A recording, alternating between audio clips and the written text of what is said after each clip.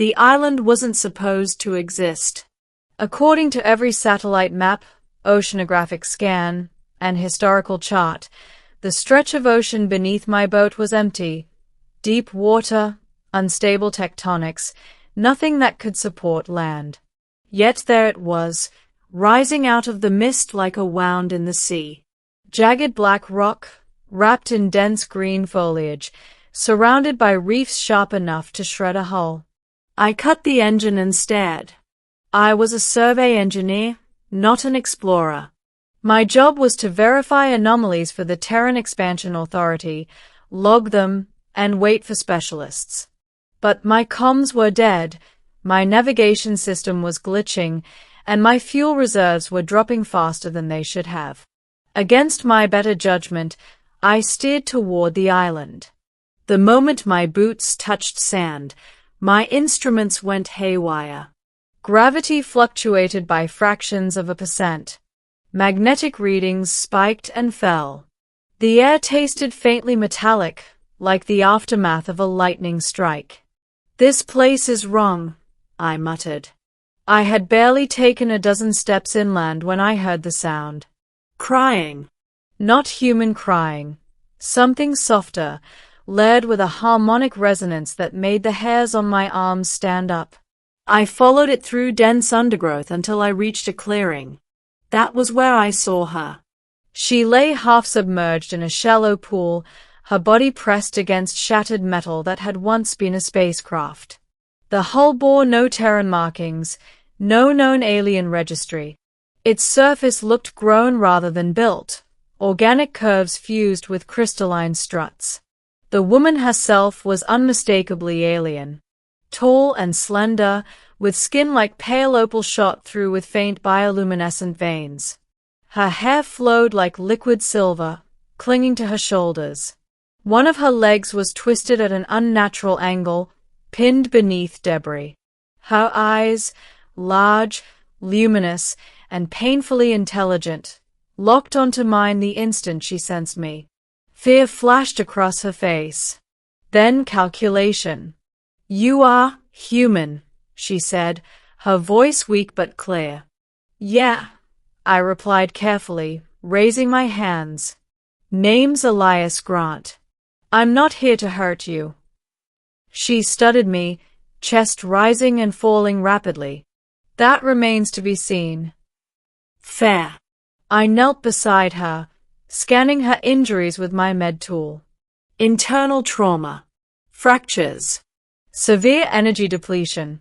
She shouldn't have been conscious." "You're stranded," I said. "Your ship's wrecked." "I can help, but we need to move you." Her fingers tightened around my wrist with surprising strength. "If you help me," she said, "there will be consequences." I met her gaze. "There always are." She hesitated, then nodded. "Very well, human. Help me." Getting her free nearly killed me. The wreckage was fused at impossible angles, and every movement sent pain lancing through her body.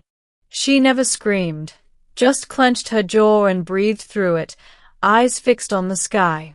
When I finally pulled her clear and stabilized her injuries, my suit alarms were screaming low-power warnings. Night was falling fast. I carried her to a makeshift shelter near the beach, using emergency thermal sheets and whatever salvage I could strip from the wreck. Only when she was stable did she speak again. "My name is Seralith," she said. "I was an emissary of the Nixari Accord." I blinked. "The Nixari are a myth." She smiled faintly. "So your people believe." I tended her wounds through the night. She watched everything I did with quiet intensity, absorbing my methods, my tools, my mistakes. "You did not ask for reward," she said at one point. "I'm human," I replied. "Helping stranded people is kind of our thing." She closed her eyes, expression unreadable. By morning, the island had revealed its true nature. The shoreline had shifted. Reefs that weren't there yesterday rose from the water. My boat, my only way home, was gone, swallowed by the sea without a trace. I cursed loudly. Serelith listened, then said calmly, "The island moves." "Of course it does," I muttered. "Why wouldn't it?" She explained that the island was a Nixery refuge world fragment, displaced by an ancient war and locked in a phase-shifted state. It appeared and vanished unpredictably, impossible to track. "We call it Carvel," she said. "A place of last resort." "So we're trapped," I said. "For now," she replied. "Unless—" She trailed off. I turned to her. "Unless what?" She studied me for a long moment, weighing something heavy. "Unless I make you an offer." I folded my arms. "I'm listening." Serelith sat up slowly, pain etched across her features but resolve hardening her voice. "The Nixery Accord is collapsing," she said. "Our enemies have learned to track our kind through conventional space.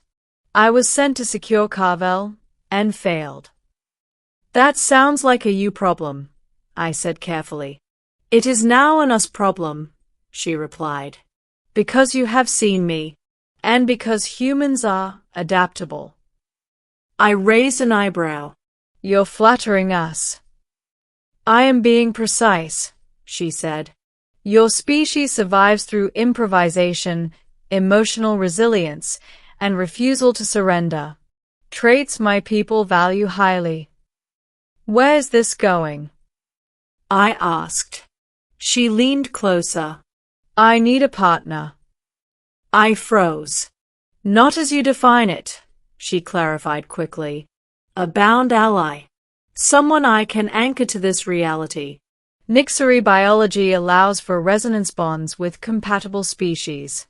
Through such a bond, I can stabilize the island long enough to signal my people. "And the catch?" I asked. She met my gaze. "The bond is permanent." Silence stretched between us, broken only by the waves. "What does permanent mean?" I asked. "It means," she said softly, "our lives will be linked. Your species will become known to mine. You will be changed, enhanced in some ways, burdened in others.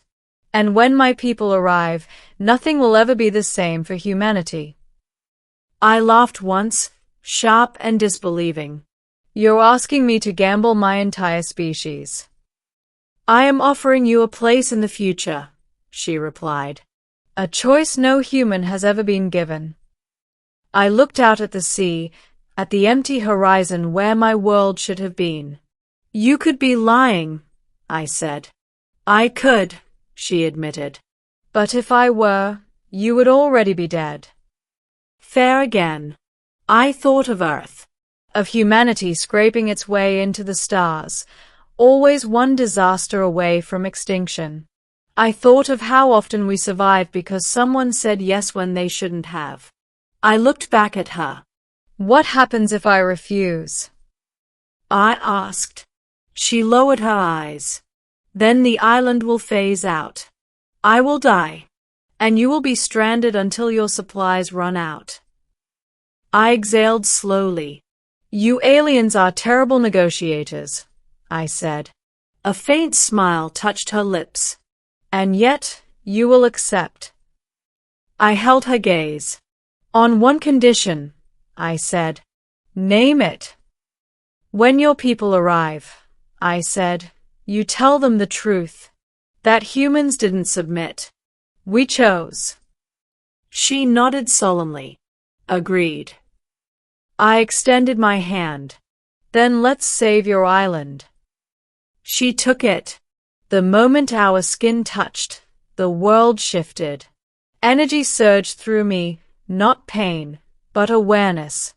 I felt the island's pulse, the ocean's weight, Serelith's presence anchoring to mine like a star-finding orbit. The sky burned violet.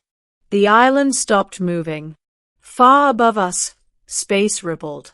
Serelith gasped, eyes shining. They will come. I steadied myself, heart racing. Guess I just changed first contact protocols. She smiled, truly this time. No, human, she said. Yuri wrote them. And as Nixery ships began to emerge from the void, one truth became clear.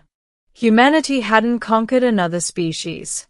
We'd done something far more dangerous. We'd said yes, and stepped into the future as equals.